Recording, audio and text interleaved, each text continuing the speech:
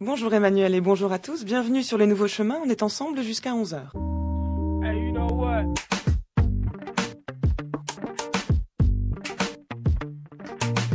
Cette émission surmonte tous les jours revirements et péripéties grâce à Geneviève Méric, Géraldine Mosna-Savoie, Tristan Grenassia, Pauline Darvey et Walter Galvani.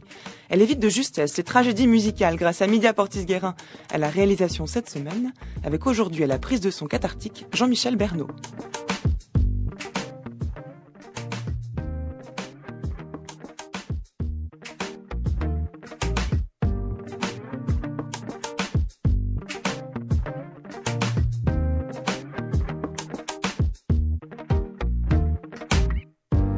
À 10h50, selon les règles de l'unité du temps, ce sera l'heure de retrouver François Nudelman pour le journal de la philosophie. L'invité du jour sera Antonia Soulez, qui viendra vous parler de son livre « Au fil du motif » autour de Wittgenstein et la musique, paru aux éditions de La Tour.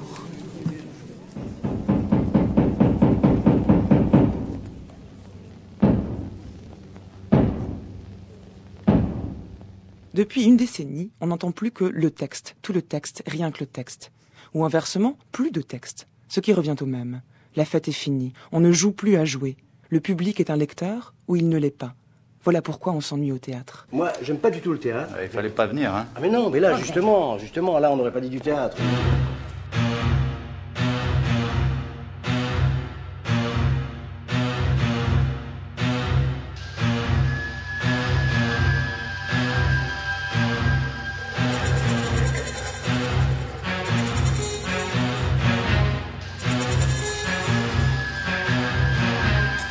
Pourquoi s'ennuie-t-on au théâtre? Ça pourrait être le titre de l'émission d'aujourd'hui, puisque l'invité des Nouveaux Chemins aujourd'hui a une réponse claire et précise à cette question. Une réponse qui tient en un mot, un nom propre, celui d'un philosophe qui se situe à des années-lumière de nos scènes de théâtre contemporain. Le grand coupable, le rabat-joie qui aurait détourné le théâtre de sa fonction collective d'art vivant, c'est Aristote. Aristote le vampire, qui aurait pompé le sang et la moelle de la substance festive du théâtre avec un seul texte qui tient en une 50aine de pages et que l'on nomme la poétique.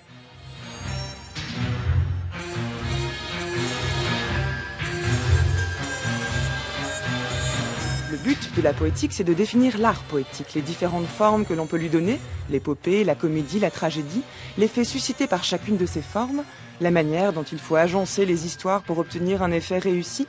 Et c'est aussi dans ce texte qu'on trouve la fameuse thèse de la catharsis, selon laquelle le théâtre aurait pour fonction de nous faire vivre des émotions très fortes de manière à nous en purger, et donc nous rendre moins susceptibles de créer ce genre d'événement en sortant du théâtre.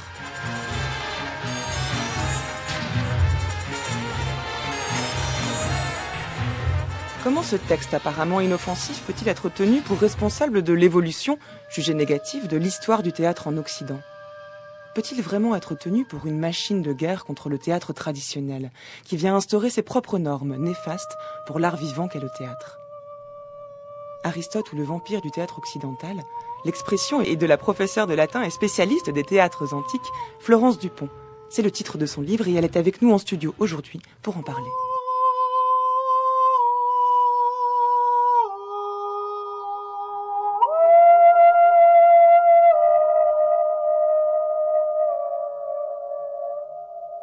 On ne peut pas traiter un auteur comme un autre. C'est la grosse difficulté du métier d'acteur. On ne peut pas être le même interprète si on joue Beckett ou si on joue Molière.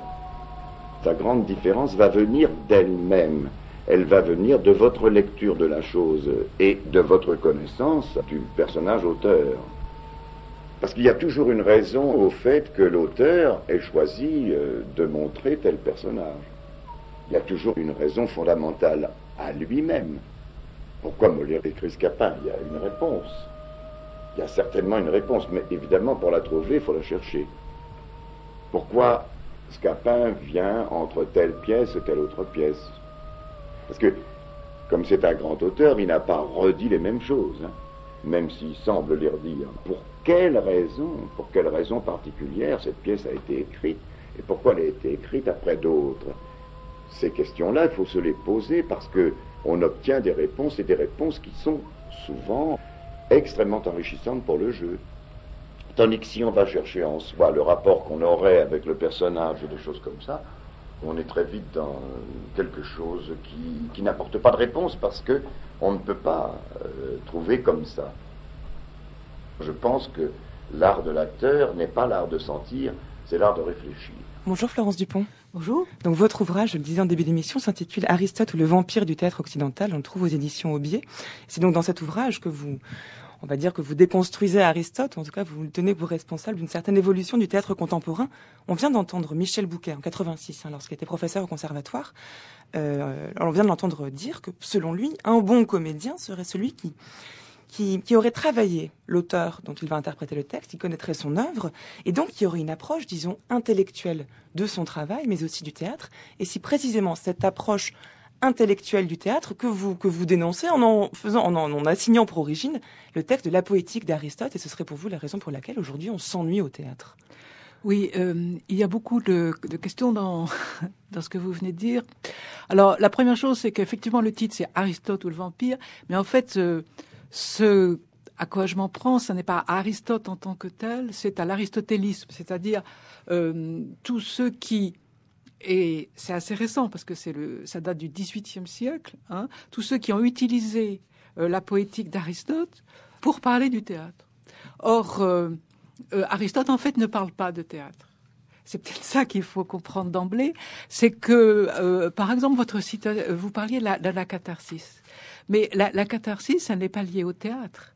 Elle est liée au texte tragique comme au texte épique.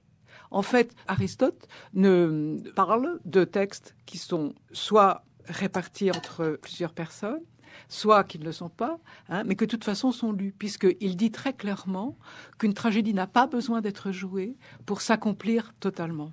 C'est pour ça qu'en fait, Aristote, on ne peut pas lui en vouloir, il ne parle pas de théâtre. Enfin, cela dit, il prend quand même beaucoup en compte la réaction du public et des spectateurs lors de la représentation. Il parle du plaisir du spectateur qu'il y a à vivre certaines émotions, du plaisir qu'il y a à assister au retournement qui est le propre de la tragédie, de faire s'enchaîner des péripéties, donc de faire changer, de faire passer d'une certaine tonalité à une autre. Il prend cela en compte. Non, c'est pas en tant que spectateur, en tant que lecteur, ça revient exactement au même. Si vous regardez bien la poétique d'Aristote, il dit que le spectacle n'ajoute rien il dit la dynamis, c'est-à-dire la capacité d'agir d'une tragédie. Et en fait, et toute sa description qu'il fait, de la tragédie, elle se suffit à elle-même comme texte littéraire, comme narration. Puisqu'il ne parle que de l'histoire, du mythos. Et le reste, c'est du supplément. Voilà, du supplément. Donc, il ne parle pas de théâtre. Il parle d'une répartition d'un texte entre plusieurs personnes qui le disent. Il ne parle absolument pas de l'effet musical. Il dit c'est en plus. Pour les gens un peu vulgaires, on va leur faire un peu spectacle. Mais donc, il ne parle pas du théâtre en tant que tel. C'est pour ça que, par exemple, il a inventé quelque chose qui n'existe absolument pas. C'est l'éthos, par exemple. L'éthos, qui serait le caractère d'un personnage, c'est un terme qu'on ne retrouve absolument jamais. D'ailleurs, tout le vocabulaire d'Aristote, quand il parle de la tragédie, est un vocabulaire qu'il a fabriqué lui-même, et il n'utilise pas les termes qui servent normalement à parler du théâtre. Alors, c'est une chose de dire qu'Aristote ne parle pas de théâtre, je vous laisse la responsabilité de cette affirmation. C'en est une autre de dire que, du coup, son approche du théâtre est trop intellectualiste, puisque chez Aristote, quand même, il y a la prise en compte d'une forme de rationalité qui n'est pas celle des mathématiques ou des sciences, qui n'est pas celle du nécessaire absolu. Le texte de la poétique chez Aristote, il faut quand même l'inscrire dans son œuvre, il n'est pas indépendant de tout le reste, vise au contraire à s'intéresser à la poétique, c'est-à-dire à une forme d'art de produire, de faire. Il y a une prise en compte ici qui est de l'ordre pratique. Et en ce sens, il ne tire pas du tout le théâtre d'un côté purement intellectuel, et donc qu'ensuite on pourrait juger trop élitiste, qui nécessiterait des connaissances pour l'apprécier. Au contraire, ce que le théâtre donne à voir, selon Aristote, c'est la condition même de l'être humain qui est en proie à certains événements qui lui apparaissent comme étant nécessaires. C'est le propre de la tragédie, un personnage qui est en proie à des événements contre lesquels il ne peut pas lutter, qui lui apparaissent de manière nécessaire. Et en ce sens, le spectateur de la tragédie, ou même le lecteur si vous voulez, se voit face à sa propre condition. Et c'est cela qui est important. À part que ça n'a jamais été le théâtre antique. C'est-à-dire, ça, c'est une invention en chambre. Effectivement, vous avez raison, il y a une logique. C'est une œuvre extraordinaire. La poétique est une œuvre extraordinaire. La preuve, c'est qu'elle des siècles après, elle a été utilisée. Mais ça n'a rien à voir absolument rien à voir avec la réalité théâtrale antique. D'ailleurs, personne n'a jamais utilisé la poétique d'Aristote, ni pour écrire, ni pour commenter. D'ailleurs, personne ne commentait le théâtre. Je veux dire, le théâtre était une activité qui se suffisait à lui-même. Il n'était pas l'objet de réflexion.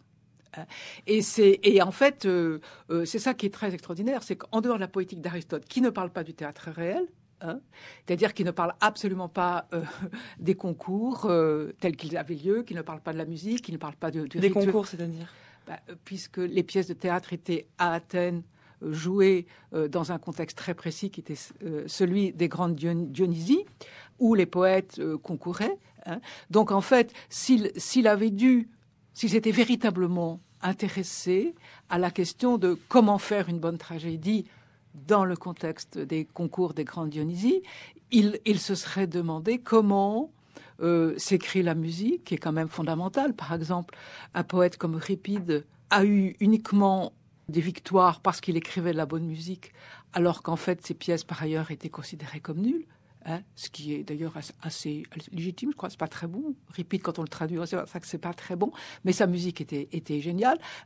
Et donc, il ne prend absolument pas en compte le fait que les spectateurs ne sont pas en face de quelque chose qui se passerait, mais sont toujours avec l'écran du cœur, et que les sentiments des spectateurs ne passent par ceux du cœur. Il est en empathie avec le cœur. Donc, en fait, tout ce que je pourrais mettre des heures à vous expliquer comment fonctionnait vraiment une tragédie grecque, pas du tout comme il le raconte. Ça n'est pas la représentation d'une histoire. Est-ce que c'est pas le meilleur hommage qu'on puisse rendre au théâtre que de l'insérer au sein d'un système de pensée, en montrer la valeur existentielle, enfin, disons, ontologique pour Aristote, puisque le théâtre met en œuvre la rationalité contingente qui est le propre du monde sublunaire chez Aristote, et en cela, c'est pas du tout secondaire chez Mais lui. qui s'intéresse à la philosophie d'Aristote, si ce n'est les historiens de la philosophie?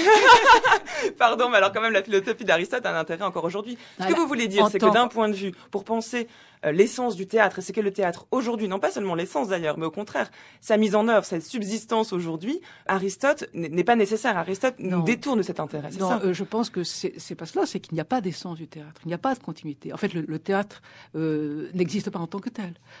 C'est une catégorie utile pour une sorte de grand sac dans lequel on peut mettre un certain nombre de choses qui nous intéressent, qu'on aime aller voir. Mais personnellement, c'est ma position, comme vous avez vu, je ne suis pas très théorique. Je n'ai pas du tout envie de savoir ce que c'est le théâtre, parce que je pense que ça n'existe pas. D'ailleurs, si on sort de l'Europe, ce qui serait temps, et l'Antiquité est aussi une façon de sortir de l'Europe contemporaine, si on va voir le théâtre ailleurs, le théâtre indien, le théâtre chinois, le théâtre japonais, on a affaire peut-être à des théâtres qui ressemblent plus au théâtre antique que ce qu'en raconte Aristote. Parce que cette idée que le théâtre réfléchirait sur l'existence, la nature de l'homme, etc., c'est une invention d'abord relativement récente, et qui n'est pas nécessaire. Je veux dire, pourquoi le théâtre serait-il philosophique ?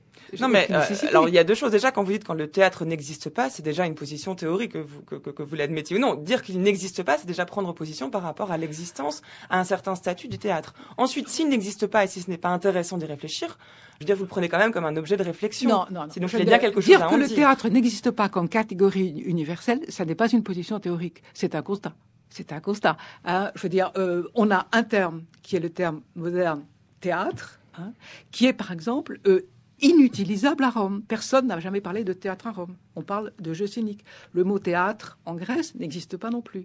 Donc en fait, on a créé une catégorie absolument hétérogène aux objets qui nous intéressent. C'est pas une position théorique, c'est simplement effectivement une déconstruction de ce terme de théâtre. Mais de toute façon, Aristote non plus, il parle pas de théâtre.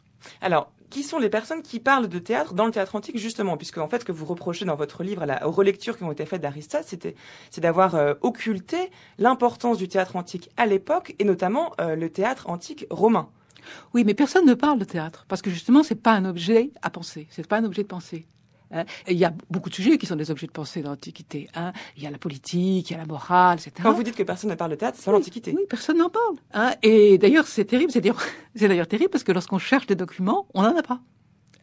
Et c'est toujours par contrepoint qu'on en a. Puisque, par exemple, si on s'intéresse à l'acteur, ça c'est l'anti-orateur. par exemple. Mais le théâtre n'est pas, comme les anthropologues, un objet bon à penser. Il se vit, mais il ne se pense pas. Alors, vous proposez pourtant des éléments de réflexion qui contribuent à aider, enfin, qui aident à penser à une définition du théâtre qui, elle, serait plus complète que seulement justement un texte qui est récité. Vous avez notamment parlé de cette absence de la prise en compte de musique et de l'importance du chœur dans la tragédie telle que Aristote en parle. Et cela, c'est peut-être un bon critère pour essayer de penser ce que serait que le théâtral en tant que tel, même si vous en contestez l'existence, il y a bien une façon, une certaine évolution du théâtre qui elle est dans un autre sens que celle que les relecteurs d'Aristote ont voulu annoncer, et qui elle prend beaucoup plus en compte la dimension collective et vivante du spectacle. Non, j'irais beaucoup plus loin que ça. Il n'y a pas d'évolution du théâtre. Il y a, il y a un point très important qui, c'est là où Aristote invente quelque chose qui est le texte de théâtre en tant que tel, qui existerait. Or, si on regarde dans la pratique ce qui se passait, c'est qu'en fait, le texte n'existait pas. Il y avait, disons, une partition verbale, une partition musicale qui préexistait à un événement que ces deux partitions, plus là, les comédiens, etc., devaient réaliser. Mais c'est-à-dire qu'en dehors de cette réalisation, de cette performance, de ce contexte, n'a aucune cohérence. C'est ça quand même qui change beaucoup de choses. C'est-à-dire que les textes de théâtre ne sont pas des textes, en fait, ne sont pas lisibles. Et ce qui amène à des contresens épouvantables. C'est-à-dire que au lieu de faire fonctionner les éléments que l'on possède, des éléments d'énoncé, en grec ou en latin, on les isole. Au lieu de les faire fonctionner dans le spectacle, on les isole et on leur cherche du sens. Alors ça, c'est absolument grandiose. Je dis un seul exemple. À la fin du Thyeste de Sénèque, Thyeste donc qui a ses enfants dans son ventre, enfin c'est l'horreur, il a dans son ventre, mais les enfants, il les a mangés, mais les enfants sont vivants, enfin bon, on est toujours dans des choses extrêmement monstrueuses. Il dit, il n'y a donc pas de Dieu dans le ciel, puisque de pareilles horreurs sont possibles. Alors, je vous épargne les commentaires sur Sénèque, est-il athée ou pas. Ce qui est évidemment complètement stupide, vu que c'est une remarque qui est conventionnelle, qui signale le plus grand désespoir du monde. Quand on est désespéré, on dit il n'y a pas de Dieu. Mais ça ne renvoie pas à une croyance. Et je veux dire, et donc c'est bon. En plus, quand on voit le ton de voix, enfin, il y a un problème d'oralisation, tout ça. Donc voilà. Donc c'est ce genre de choses qui amène à des contresens en permanence. C'est-à-dire que l'effet des paroles n'est pas pris en compte. On les isole et on en fait des énoncés de sens, quoi. Voilà, donc selon vous, il ne faudrait pas essayer de penser le théâtre, mais plutôt peut-être d'essayer d'y penser à travers cette dimension, disons, spectaculaire. C'est ça en fait que vous recherchez lorsque vous écrivez sur le théâtre, c'est essayer de prendre en compte le théâtre dans ses dimensions musicales, ses dimensions collectives et en tant qu'art vivant au sens propre du terme, en tant que spectacle. C'est-à-dire qu'avec, alors si vous voulez, c'est pour ça que j'avais dit il n'y a pas d'évolution, il y a des changements permanents, mais pas évolution semble indiquer qu'il y aurait une direction. Or il n'y en a pas. Il y a des multiples théâtres et je pense que plus il y en a, plus ils sont nombreux, mieux c'est. Mais du coup, on n'aura pas de théorie générale. Il y aura une certaine façon de jouer, par exemple, le théâtre contemporain. Vous citiez Michel Bouquet, c'est particulièrement intéressant, mais ça vaut pour un certain type de théâtre. Et puis, il y en aura d'autres qui vaudront pour d'autres. Voilà, c'est tout. Qui dit bon comédien dit un homme qui a du fond, qui joue plus d'imagination que de mémoire, qui compose en jouant tout ce qu'il dit, qui sait seconder celui avec qui il se trouve sur le théâtre, c'est-à-dire qu'il marie si bien ses paroles et ses actions avec celles de son camarade qu'il entre sur le champ, dans le jeu et dans tous ses mouvements. Il n'en est pas de même d'un comédien qui joue simplement de mémoire. Il n'entre jamais en scène que pour y débiter au plus vite ce qu'il a appris par cœur et dont il est tellement occupé que sans prendre garde aux mouvements et aux gestes de son camarade, il va toujours son chemin. Ils sont semblables aux échos qui ne parleraient jamais si d'autres n'avaient parlé avant eux. Ce sont des comédiens de nom, mais inutiles.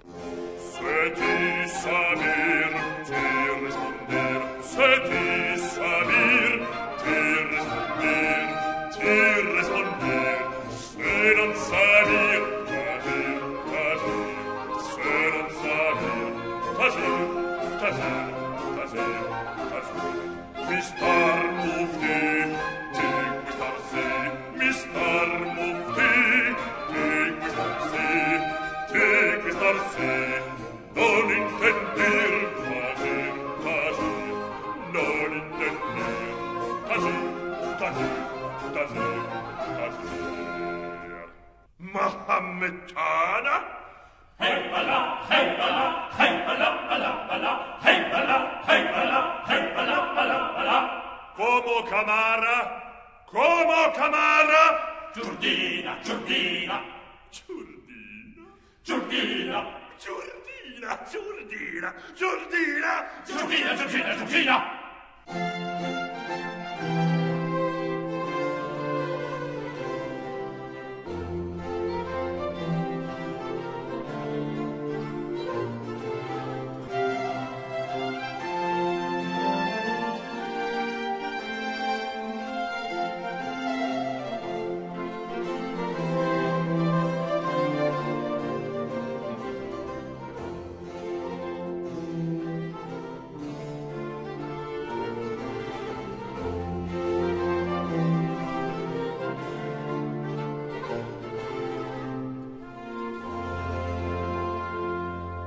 Dans le texte qu'on vient d'entendre, Florence Dupont, qui a été interprété par Anne Brissier, c'était un texte d'Evaristo Gherardi. Donc là, on est en 1700. Le texte montrait dans quel sens on pouvait reprocher aux acteurs du théâtre d'auteur de réduire en fait leur rôle, leur fonction à celle d'un perroquet, c'est-à-dire seulement réciter un texte de mémoire. Oui, alors là ça va très loin ce texte parce que en fait il s'agit de l'improvisation dans la commedia dell'arte. Où donc chaque acteur avait un rôle et il savait le jouer. Par conséquent, et il y avait donc un canevas et les scènes étaient improvisées selon une codification très bien connue à la fois des acteurs et du public, et les choses se déroulaient ainsi. Et c'est Goldoni qui a donc, qui est le plus connu, qui est donc a voulu mettre fin à ce genre de théâtre pour toutes sortes de raisons. La principale étant qu'il voulait être dans les bibliothèques avec son nom Goldoni et qu'il voulait être un auteur littéraire. Mais en même temps, les conséquences, tout ça sont extrêmement intéressantes parce qu'il a même fait une pièce sur ce changement-là, Goldoni. Et puis, qu'est-ce qui se passe ? Il se passe que du coup, le public qui n'a plus les codes est obligé de rester tranquille. Parce qu'avant, ils pouvaient bavarder, etc. Ils suivaient.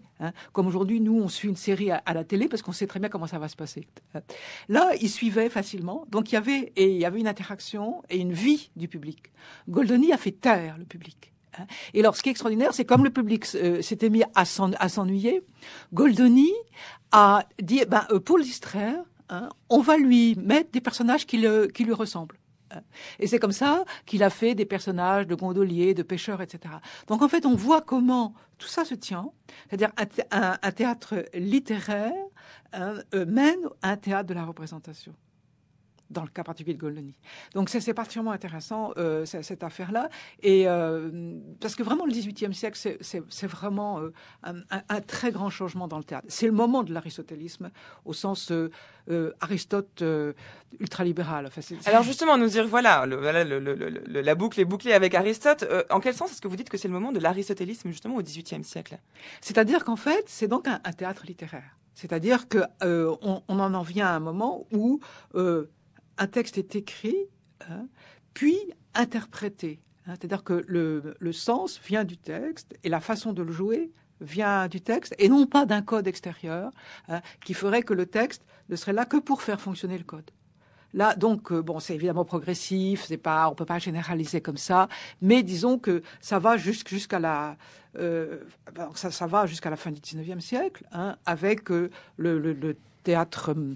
Le théâtre chic, majoritaire, intellectuel, qui est à la Comédie Française, dans les grands théâtres, et puis un théâtre populaire qui donc va se perpétuer jusqu'à Haussmann, c'est-à-dire jusqu'à ce que Haussmann rase le boulevard de Crime, quoi. Là où il y avait tous les théâtres populaires qui continuent à fonctionner selon ce système-là.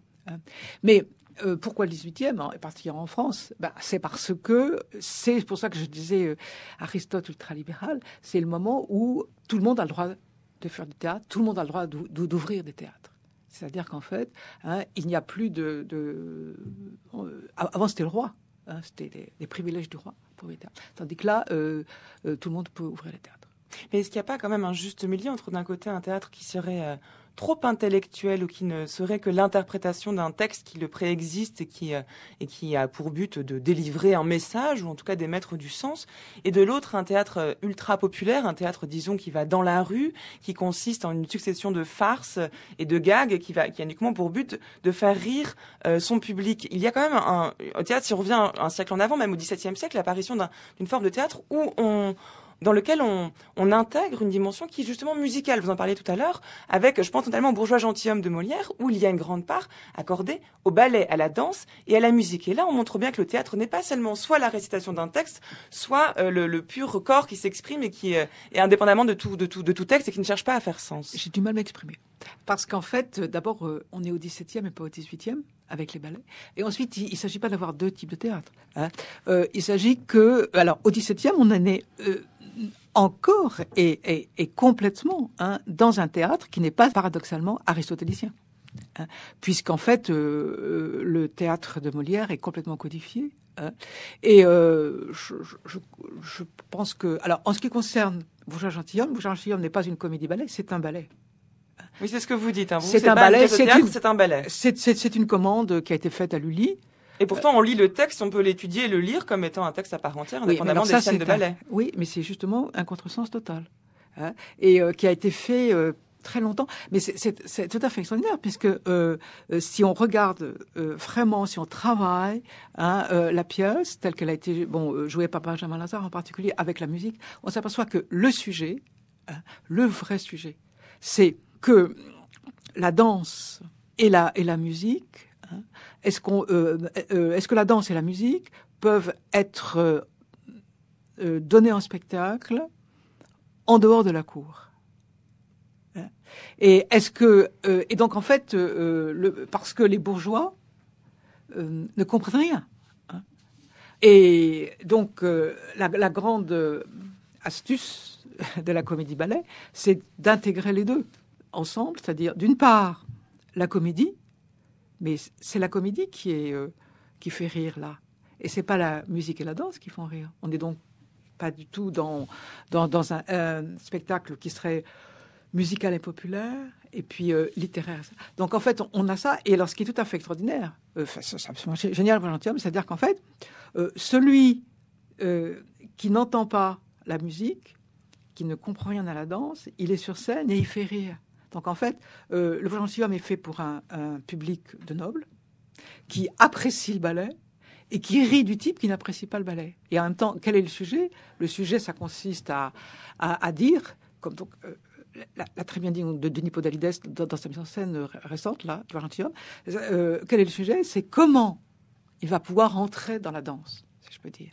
N'oubliez pas que c'est le roi qui danse. Ce sont les nobles qui dansent. Donc, entrer dans la danse, c'est ça le véritable but du bourgeois. Et il réussit, puisqu'à la fin, il est dans ce ballet dans ce ballet turc. Donc, en fait, c'est vraiment une pièce dont le sujet, c'est qu'est-ce que la musique, qu'est-ce que la danse, et comment l'entendre. C'est formidable. Ben voilà, donc là, on pose quand même la question de savoir ce qu'est la musique et ce qu'est la danse. Mais la question, qu'est-ce que le théâtre n'a pas de sens, mais alors qu'est-ce que la musique et la danse a plus de sens ? À l'époque de Louis XIV, puisqu'aujourd'hui, le président de la République n'est pas celui qui danse par excellence. Et la danse, c'est à ce moment-là vraiment le signe aristocratique. Donc pour vous, c'est vraiment aujourd'hui où la question de l'essence du théâtre, de la musique et de la danse n'a plus de sens. Mais aucune question sur l'essence. Vous savez très bien que je ne suis pas la seule à combattre ce qu'on appelle l'essentialisme. C'est-à-dire s'interroger sur l'essence n'est pas un... Non, mais on peut s'interroger sur les choses sans forcément leur assigner une essence, et toute forme de réflexion n'est pas dogmatique et n'est même pas forcément conceptuelle. Hein. C'est pas une approche forcément philosophique de s'interroger sur le sens des choses. Non, mais l'essence d'une pratique, si vous voulez, ce que peut être une pratique à une époque donnée est une chose, et ça on est bien d'accord, sinon je serais pas là. Mais en même temps, là où il y a, à mon avis, une dérive, parce que en plus ça appauvrit, c'est d'essayer de mettre ensemble et puis de généraliser. Ce qui est intéressant, c'est d'aller d'une pratique à une autre, de faire des parcours, si vous voulez. C'est ça qui m'intéresse, je ne suis pas d'ailleurs la seule, de faire des parcours. Alors, c'est intéressant de faire des parcours inattendus, de partir, par exemple, de la tragédie antique, et puis, par exemple, la tragédie romaine, et de voir que dans le Kathakali, on a des choses extrêmement... Donc le théâtre indien. Le théâtre indien du Kathakali. On a des choses alors qui sont comparables. Alors, elles sont comparables, elles sont non pas pour des raisons historiques, ni pour d'autres raisons, mais elles sont comparables pour des gens qui s'intéressent aux arts du spectacle. Donc, si vous voulez, les unes font mieux comprendre les autres, surtout quand c'est perdu. Hein. Voilà. Donc, c'est ça qui est intéressant. Hein. Lorsque, par exemple, je ne sais pas si vous avez vu ce livre de William Marks qui s'appelle La tragédie n'est pas tragique. On en parle la semaine prochaine, dans une semaine que nous consacrerons aux mythologies, figurez-vous. Eh ben, c'est formidable. Ce bouquin est vraiment très très bien. Eh bien, il rapproche Édipe à Colonne d'un eau, hein, en montrant. Mais juste, si vous voulez, il fait comme ça apparaître des proximités, et c'est mais des proximités au niveau du spectacle, enfin de certains éléments, mais pas du tout pour comparer en général la tragédie grecque et le nôtre. Oui. Donc en fait, c'est ces proximités-là, ces comparaisons-là qui sont intéressantes, qui permettent des parcours. Vous voyez. Donc et donc ne pas donc sortir de l'aristotélisme. Voilà, c'est tout. Mais cette approche historique et comparatiste que vous mettez en avant est forcément tributaire d'une thèse. Et la preuve, c'est que le livre que vous écrivez est lourd d'une thèse, est chargé d'une thèse explicite. Vous le dites quand même clairement, j'ai commencé l'émission comme ça, qu'aujourd'hui, au théâtre, on s'ennuie. Oui. Et vous le dites. Et voilà, c'est donc, on a bien, vous pouvez retracer l'évolution qui a conduit à cet ennui, qui d'ailleurs, qui est le vôtre. Hein. Je pense qu'il y a des gens qui diraient qu'aujourd'hui, on ne s'ennuie pas. Mais ce que je me demande, c'est que le reproche que vous faites au théâtre actuel, notamment le fait de vous y ennuyer lorsque vous assistez à une pièce contemporaine, enfin une pièce de théâtre aujourd'hui, est-ce que finalement ce reproche qui consiste à dire que le théâtre n'est plus un spectacle, au fond, n'est plus assez vivant, n'est plus un spectacle, ne prend pas en compte l'acteur.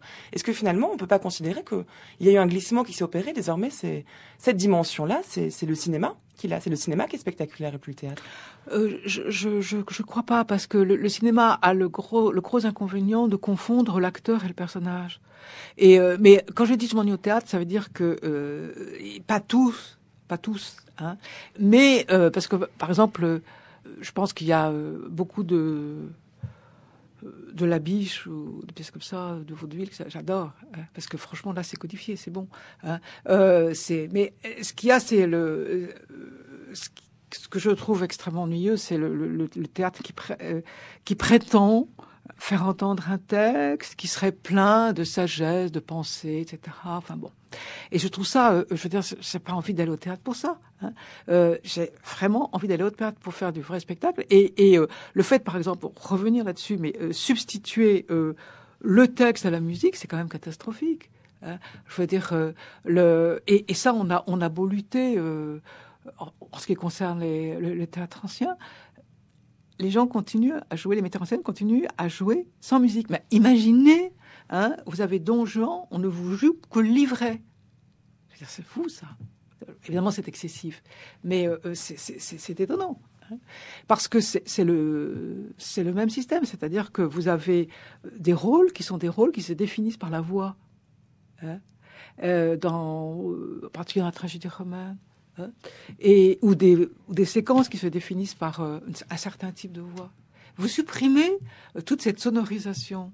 Donc, c'est peut-être une thèse, mais en tout cas, si vous voulez, il faudrait au moins essayer quand même, voir ce que ça donne. Et ne pas, comme ça, complètement prendre les théâtres dans une certaine transparence. Je veux dire. Mais là, du coup, ce dont vous parlez, c'est pas seulement la musique, c'est aussi le chœur. Le chœur qui était présent au sein des tragédies antiques, qui avait une fonction réelle, là, à la fois, justement, de puissance vocale et en même temps de dramatique. Pas seulement, parce que si vous prenez les tragédies romaines, où il y a le chœur est, plutôt, enfin, n'est pas essentiel, hein. Il est chanté, pas essentiel, mais mais même dans la tragédie, vous avez des parties chantées.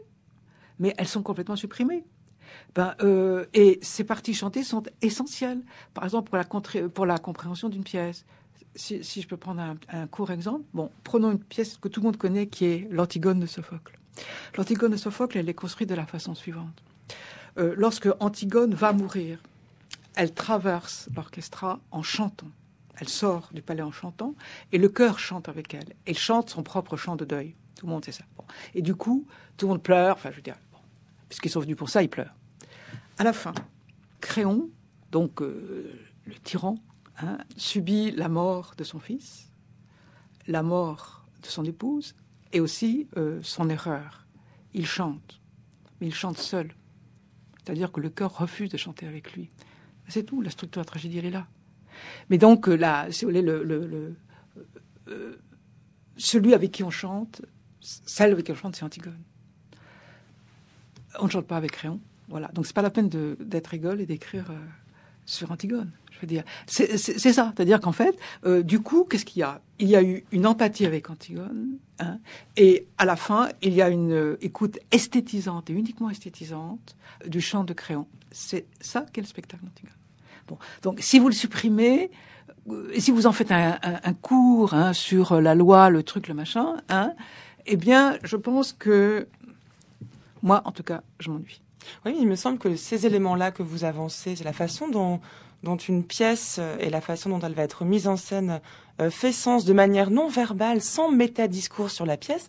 Aristote lui-même le donne à le penser, cela, puisqu'il montre bien que le propre de la tragédie, c'est de donner à voir sans nommer les choses à proprement parler, sans y assigner des concepts. J'y reviens, c'est quand même une autre forme de rationalité qui est à l'œuvre dans le théâtre. Et en ce sens, j'ai du mal à comprendre pourquoi vous pensez qu'Aristote s'oppose à ce que vous venez de dire. Mais parce que ce qui fait sens, c'est uniquement la musique. Sinon, il y a aucune raison. Aucune raison. Non, c'est pas uniquement la musique. Ce que vous l'avez dit, c'est le fait que le chœur accompagne Antigone et qu'à la fin, l'autre personnage soit tout seul. C'est le fait qu'il chante tout seul. Ah, narratif. Non, pas narratif. Le chœur n'entre pas dans le récit. Le chœur n'appartient pas au récit. Ah, il appartient à l'enchaînement du récit. Non, pas du tout. Il s'en sert quand même dans le récit. Il ne sert strictement à rien dans le récit, le chœur. Non, mais dans la durée d'un spectacle, il y a des moments où le chœur intervient. Du point de vue du spectateur, il s'inscrit dans le déroulement du spectacle. Oui, mais pas dans le récit. Il n'a pas de valeur dramatique en tant que tel. Mais il ne s'inscrit pas dans le récit. Je veux dire. Donc, en fait, mais ça ne peut pas fonctionner aujourd'hui. Puisqu'en fait, l'empathie avec le corps, hein, c'est ce qu'on appelle le komos. En plus, le komos, c'est un moment codifié. On est là pour pleurer. Hein. Le komos, tout le monde sait qu'on pleure. Hein. Et la musique est faite pour pleurer. Hein. Tandis que lorsque il n'y a pas le chœur qui chante avec Créon, il n'y a pas de komos. Hein. Donc, il y a rien ne se conceptualise. Hein. Rien du tout. Et après tout, on pourrait très bien pleurer avec Créon. Eh ben, on ne pleure pas. Oh, ma montre. On m'a volé ma montre. Ma montre en or. Mais c'est elle? Sûrement oui, c'est vous, j'en suis certain. Un voleur! Un voleur! Mais laissez-moi, c'est pas possible, vous êtes fou! Et elle met sur le marché. Un voleur! Police! Sergent de ville! Quelqu'un! Qu'est-ce qu'il y a? Qu'est-ce qui se passe? Il paraît que monsieur avait une montre en or, maintenant il n'en a plus, il dit que c'est de ma faute. Pourquoi? Mystère. Mystère, oui. Et naturellement, vous êtes innocente. Comme l'agneau. Et vous, monsieur, vous êtes certain de ce que vous avancez? Sûr et certain? Arrêtez-la! Mais puisque je vous dis que ce n'est pas moi! Oh, dis ça! Est-ce qu'il y a des témoins? Moi, je suis témoin. Qu'est-ce que vous avez vu? Tout. J'ai tout vu.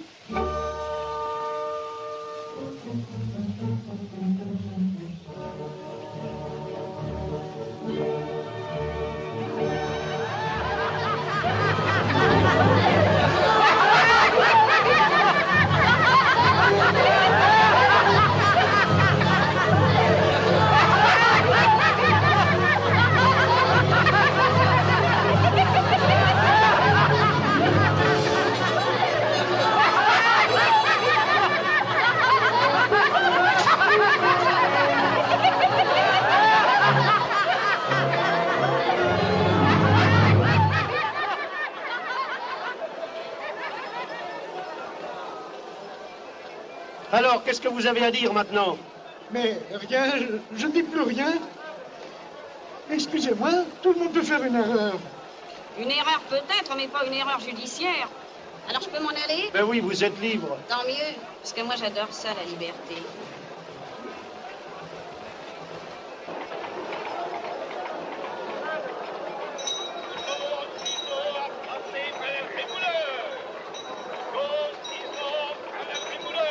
Dans le film Les Enfants du Paradis, Florence Dupont de Marcel Carnet, donc qui date de 45, Il me semble que nous est bien donné à voir, donc ici, à entendre la façon dont le théâtre peut avoir un rôle à jouer directement dans la cité, dirait Aristote, puisque là, on a une scène où on a le personnage interprété par Arletty qui se fait accuser d'un vol, d'avoir volé la montre de son voisin. La police arrive, elle dit, qui est témoin, qui peut témoigner du fait que ce soit cette personne qui volait la montre. Et là, c'est le comédien, le personnage de Baptiste dans Les Enfants du Paradis, qui était assis un peu plus loin dans la rue, qui dit, moi, j'ai tout vu, et qui se met à mimer la scène qu'il aurait vue. Et le mime, progressivement, suscite des rires qui ne font que s'amplifier jusqu'à ce qu'on l'a entendu, la foule devienne rit à gorge déployée, et l'ordre, ensuite la justice va être établie. Est-ce que c'est pas là un bon exemple de ce que permet de penser Aristote, alors peut-être contre lui, ou peut-être qu'il ne le dit pas, malgré lui, peut-être qu'il ne le dit pas explicitement dans son texte de la poétique, puisque ce n'est pas vraiment l'enjeu, mais de renouer avec une forme de fonction du théâtre qui serait justement celle décisive d'aider les citoyens au sein de la cité, à les faire vivre ensemble, là, dans une dimension qui n'est plus seulement esthétique, mais bien politique du théâtre. Alors, d'une part, comme vous savez, et vous l'avez dit d'ailleurs, Aristote ne parle jamais de la fonction du théâtre dans la cité, n'est-ce pas ? Jamais. Puisqu'il ne parle que de problèmes de sentiments personnels. Et ensuite, l'invention... C'est pas tout à fait juste, car la fonction de la catharsis, elle a aussi une fonction politique. C'est aussi un intérêt pour les citoyens que d'être purgés de leur passion. Oui, mais à condition qu'à ce moment-là, vous êtes obligé de mettre ensemble le texte de la politique et le texte de la poétique. Mais précisément, c'est bien pour ça. C'est qu'on ne peut pas lire la poétique indépendamment du reste du corpus d'Aristote. Ça, c'est pas sûr. Ça, c'est pas sûr. Parce que ça, c'est vraiment affirmer que Aristote ou Platon ou autres ont fabriqué des systèmes. C'est fortement contestable. Mais bon, c'est une autre émission. En tout cas, l'idée que le théâtre joue un rôle dans la cité, c'est une idée complètement moderne. Jamais les anciens n'ont dit ça. Ils n'ont jamais pensé que le théâtre pouvait avoir le moindre effet le théâtre, lieu de la réflexion politique, c'est une invention moderne. Il n'en a jamais été question. Jamais. Et donc, qu'il y ait avec du discours politique, on fait du spectacle, c'est-à-dire on fait des paradoxes, etc. Mais il n'y a jamais eu de débat politique à l'intérieur de la tragédie. Ça, c'est une fiction contemporaine. Il n'en est jamais question. Alors, un débat politique à l'intérieur de la tragédie, certes, mais cela dit, la façon qu'a Platon de condamner les arts et également le théâtre montre bien qu'il prend en compte la dimension politique. Alors, même si, encore une fois, il ne consacre pas un écrit directement à ce sujet-là, mais c'est pas absurde de montrer en quel sens la réflexion sur les arts et sur le théâtre que proposent, par exemple, Aristote et Platon, puisqu'ils sont dans l'Antiquité, peut s'inscrire et peut être lu à travers le prisme d'une réflexion d'ordre politique au sens large. Alors là, je vous renverrai à Grégory Nadge, c'est-à-dire qu'en fait, ce qui s'est passé d'abord, c'est pas en général, c'est à Athènes. Et à Athènes, la démocratie a utilisé les chœurs pour faire une sorte de formation des jeunes garçons démocratiques. En fait, il s'agit absolument pas de ça. Non, mais il s'agit de les enregimenter dans des chœurs où ils rabâchent des lieux communs démocratiques. Parce qu'en fait, si vous regardez, la tragédie, c'est un tissu lieu commun et absolument pas. Donc en fait, c'est pas un lieu de débat. C'est pas un lieu de débat, et qu'il y ait eu des discussions autour des chœurs, la fonction des chœurs, mais c'est vrai que les aristocrates, les oligarques même, auxquels Platon et Socrate se rattachent, comme pas à Paris, ils sont antidémocratiques à mort, eh bien, sont hostiles à la formation civique des garçons par les chœurs, et leur oppose la formation par les poètes lyriques. Je veux dire, bon, ça c'est pas le théâtre en général, c'est les chœurs, la formation par les chœurs Athènes. Celui qui est le maître des chœurs, c'est le second personnage de la cité. Il s'agit donc d'une formation des citoyens dans la démocratie. Alors donc on n'est pas tout à fait, c'est pas exactement ce qui est dit dans les théâtres subventionnés sur la fonction du théâtre dans la démocratie. Alors, je crois que là il y a un grand, il y a une grande mauvaise foi en ce qui concerne le rapport entre le théâtre et la cité. C'est absolument pas la cité qui est présente au théâtre, je veux dire. Et alors à Rome, n'en parlons même pas, c'est tout le monde. Il y a une communauté qui est créée par le théâtre, qui qui englobe absolument tout le monde, les esclaves, les femmes, les affranchis, les étrangers. C'est une grande communauté qui s'unit dans une grande fête passionnelle et musicale. Et c'est vrai qu'on parle beaucoup moins du théâtre romain aujourd'hui que du théâtre grec. On parle beaucoup moins de Plaute ou de Terence que d'Aristote. C'est dommage. Que de Sophocle, pardon. C'est dommage, mais après tout, c'est peut-être l'occasion d'une redécouverte. Parce que à chaque fois, si vous voulez, vous avez un va-et-vient entre le contemporain et l'antique. Il ne s'agit pas de reconstruire archéologiquement, mais d'utiliser justement cet écart, cette différence qu'il y a dans les théâtres antiques pour réinventer des choses contemporaines et même leur donner de la valeur. Je veux dire, par exemple, Plaute, c'est une comédie musicale. Je veux dire, Plaute, c'est 3/4 de la musique chantée et dansée. C'est vraiment beaucoup plus proche de la comédie musicale ou du cinéma burlesque. C'est pour ça que je vous parlais du cinéma tout à l'heure. Ouais, bien vous écouter, on a l'impression que la forme la plus légitime et la plus aboutie du théâtre aujourd'hui serait la comédie musicale et donc peut-être se trouverait au cinéma. Si vous faites du spectacle, justement, vous parlez du théâtre romain comme étant ce lieu d'une fête qui mélange tout le monde. Et il me semble que le cinéma a cet aspect beaucoup plus démocratique, festif et spectaculaire que le théâtre aujourd'hui. Oui, enfin, ça dépend. Il y a beaucoup, quand même, il ne faut pas oublier qu'il y a énormément d'initiatives, de théâtre de rue, il y a des choses extraordinaires. Je veux dire, c'est pour ça que là aussi, dire le théâtre contemporain, c'est gênant. Disons qu'il y a un théâtre, dont on parle beaucoup, puis il y en a d'autres dont on parle moins. Hein, mais qui peut être aussi extrêmement intéressant et plein d'idées. Je pense que c'est dans l'inventivité, la multiplication des formes, qu'à ce moment-là, on ne s'ennuiera plus parce qu'on va choisir ce qui vous convient. Mais cette inventivité peut vraiment se nourrir de l'Antiquité à condition de ne pas enfermer les étudiants, par exemple, les étudiants de théâtre, dans la poétique, en leur faisant croire que c'est ça, le théâtre antique. Alors on va finir justement avec une note plus contemporaine de comédie musicale, puisqu'il me semble quand même que d'après ce que vous avez dit au cours de cette émission, en avoir de la danse, de la musique, une histoire et du côté spectaculaire, et surtout du plaisir en tant que spectateur, c'est tout ce qu'on demande à une pièce de théâtre ou à un film aujourd'hui.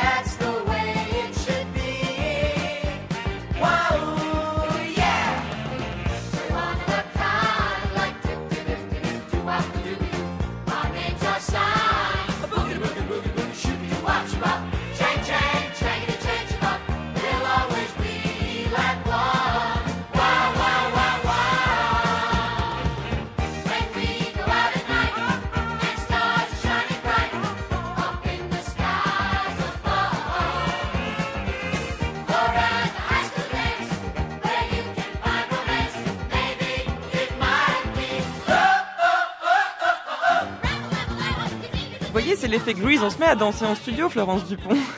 Absolument. Merci beaucoup d'être venue à participer à cette émission. Donc je renvoie les auditeurs à vos ouvrages, notamment Aristote ou le vampire du théâtre occidental, paru aux éditions Aubier en 2007, dont il a été beaucoup question aujourd'hui, mais aussi, entre autres, l'invention de la littérature de l'ivresse grecque au texte latin, qu'on trouve aux éditions de la Découverte. Et puis vous avez aussi publié un autre ouvrage intitulé Homère et Dallas, introduction à une critique anthropologique, qui lui est publié aux éditions Hachette.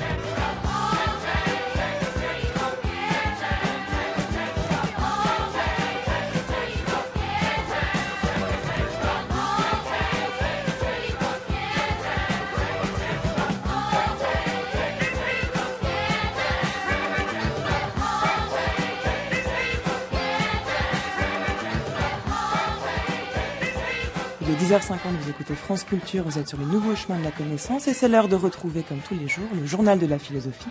Avec vous, François Nudelman, bonjour. Bonjour Adèle. Est-il possible d'entendre une philosophie comme on écoute une musique ?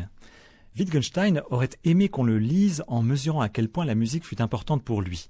Une de ses lectrices, philosophe et musicienne, l'écoute à sa manière. Antonia Soulez écrit Au fil du motif, autour de Wittgenstein et la musique, paru chez Delatour.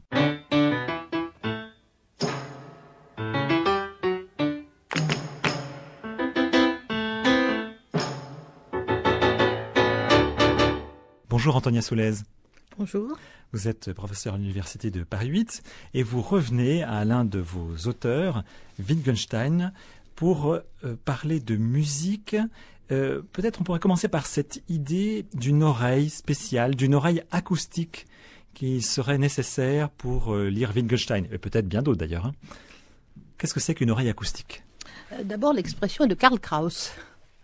Évidemment, il y a un redoublement. L'oreille qui écoute acoustique, c'est 2 fois oreille, et une oreille particulièrement aiguë. Alors, tout de même, je ne dis pas que Wittgenstein écrit la philosophie comme on écrit la musique. C'est simplement... qu'il faut l'entendre, qu'il faut l'écouter. Oui, bien sûr, mais que la musique est un paradigme privilégié de la manière dont on compose des phrases en philosophie. C'est une problématique d'écrivain philosophe du type de Wittgenstein, c'est-à-dire quand même un écrivain conceptuel. Alors, qu'est-ce que ça signifie que se doter d'une oreille acoustique quand on lit Wittgenstein ?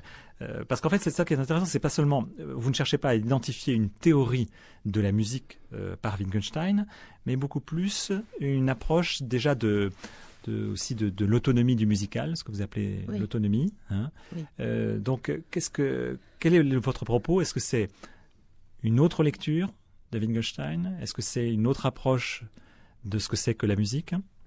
Alors, c'est une façon de comprendre comment fonctionne un paradigme privilégié chez Wittgenstein, avec renversement de pouvoir entre ce qui est comparé et ce qui est comparant. Donc, c'est une réflexion sur la comparaison, en réalité, quand cette comparaison n'est pas que rhétorique, c'est-à-dire quand elle est censée produire des traits qu'il faut comprendre.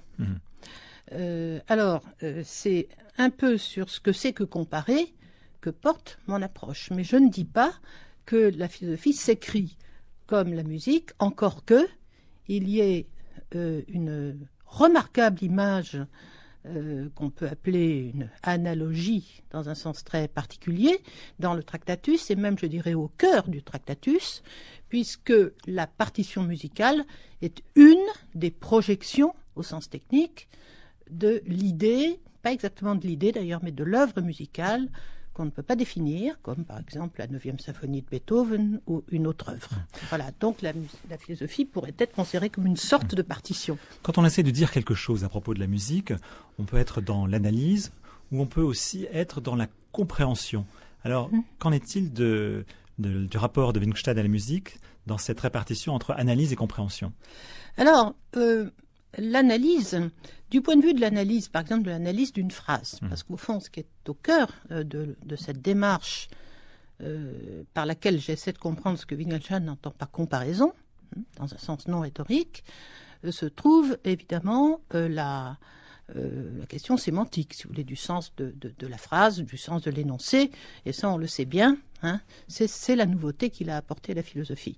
Alors, quels sont les traits qui peuvent se dégager d'une comparaison rigoureuse, aussi rigoureuse que possible, en termes musicaux, c'est cela la question. Autrement dit, les traits qu'on pourrait dégager pourraient être des traits servant de critères pour comprendre en quoi consiste la signification. Oui. Alors, mais je reviens à la question de la compréhension. Donc, peut-être pour l'analyser, justement, la musique complique la tâche, hein, c'est-à-dire que des critères analytiques déjà parce ne qu'elle peuvent n'est pas un pas langage. Marcher. Hein, déjà parce qu'elle elle ne peut pas la définir simplement comme un langage.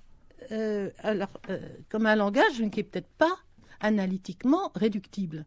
Donc, mais il est très important de pouvoir cerner quelque chose qui ne se laisse pas, qui résiste à l'analyse réductive. Et Wittgenstein ne tourne pas le dos à ce genre de défi. Bon.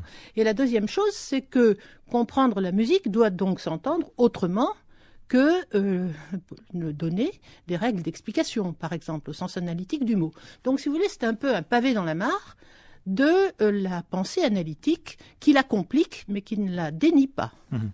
La musique, pour Wittgenstein, n'est pas l'expression des sentiments, de la passion, n'est pas une expression de sentiments intérieurs. Elle a en revanche des aspects, pour reprendre un terme de Wittgenstein, des qualités.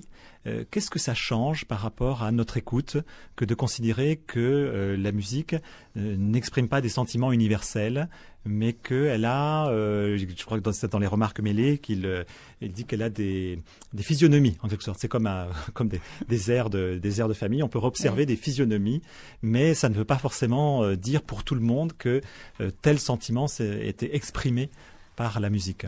Alors, Wittgenstein était quand même quelqu'un qui aimait la musique romantique. Il était sentimental. Oui. Bien sûr que la musique est sentimentale. Oui, alors ça c'est paradoxal. Mais non, la question n'est pas de nier le sentiment. Oui. Il s'agit de dire que l'expression des sentiments est quelque chose qu'on ne peut pas aborder de façon rigoureuse, conceptuelle, rationnelle et partageable publiquement. Donc c'est plutôt cette résistance qui est intéressante, la résistance au partage public de la signification. Mais ce n'est pas dire qu'il n'y a pas de dimension affective. Au contraire, Wittgenstein était complètement persuadé, traversé même par l'expression sentimentale d'une phrase musicale. Et il en était parfaitement conscient. Mais ce qui l'intéressait, c'était le fait que ce partage n'était pas possible universellement, justement. C'est-à-dire que ça marche pour certaines cultures, pas pour d'autres. Donc ce qui l'intéresse, c'est le rapport qui n'est d'ailleurs pas comparable à celui d'Adorno, qui n'est pas dialectique, entre la culture et une phrase. Justement, vous faites la comparaison avec Adorno. Quelle est la nature la position, si on peut dire comme ça, de Wittgenstein par rapport à la musique et justement sa différence avec Adorno. Tous les deux étaient musiciens, ils ne jouaient pas du même instrument. C'était le piano pour l'un, la clarinette pour l'autre. Mais du point de vue du rapport de la philosophie aux arts en général, mais particulièrement à la musique, quelle est justement la grande différence entre ces deux philosophes musiciens? Quand Adorno dit nous, la musique, le son, chaque son dit nous. Bon, Wittgenstein est tout près de dire la même chose. Il dit tout un monde se trouve dans une petite phrase musicale. C'est un peu la même idée, sauf que pour Wittgenstein c'est une banalité et que pour Wittgenstein il y a une substance collective à travers chaque son composé d'une musique. Alors, donc, ce qui est intéressant, c'est que Wittgenstein est plus anthropologue critique, si vous voulez, par rapport à une culture. Par exemple, vous pouvez entendre une pièce de Chopin hyper connue dans un salon fermé. Quelqu'un à l'extérieur dira « Mais qu'est-ce que c'est que cette musique? Comment ça se fait qu'ils opinent tous du bonnet en même temps, qu'ils expriment des états? On a l'impression qu'ils se comprennent. » Et pour Wittgenstein, c'est une expérience anthropologique de caractère fictif pour dire que on peut traiter la signification comme quelque chose qu'on vous cache, comme un secret. Merci beaucoup Antonia Soulez. Il y a beaucoup encore à dire sur toutes les figures que vous traitez dans ce livre autour de Wittgenstein et la musique. Ça s'appelle Au fil du motif. C'est paru chez Delatour. Vous pouvez retrouver et podcaster le journal de la philosophie sur le site de franceculture.fr. Merci François. Ainsi s'achève Les Nouveaux Chemins, mais pas d'inquiétude, on se retrouve lundi, car demain, comme tous les vendredis, ce sera Philippe Petit au micro des Nouveaux Chemins. Philippe Petit qui vous proposera des lectures croisées entre Laurence Kahn, l'historienne et helléniste et psychologue, auteur d'un livre intitulé L'écoute de l'analyste de l'acte à la forme, et Frédéric Worms, le philosophe Frédéric Worms, auteur lui d'un livre intitulé Revivre, épouser nos blessures et nos ressources. Quant à nous, on se retrouve lundi pour une nouvelle semaine consacrée aux mythologies. Homère, la vie des demi-dieux et les mythes dans la philosophie de Platon, la semaine prochaine sera passée en compagnie des mythes et des dieux. Si vous voulez réécouter cette émission, c'est possible en vous rendant sur le site internet franceculture.fr à la page des Nouveaux Chemins. Vous trouverez également toutes les indications bibliographiques concernant l'émission de ce jour et toutes les indications musicales.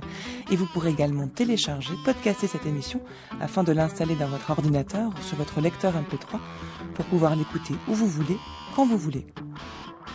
France Culture, il est 10h59. Dans un instant, Culture Monde, Florian Delorme.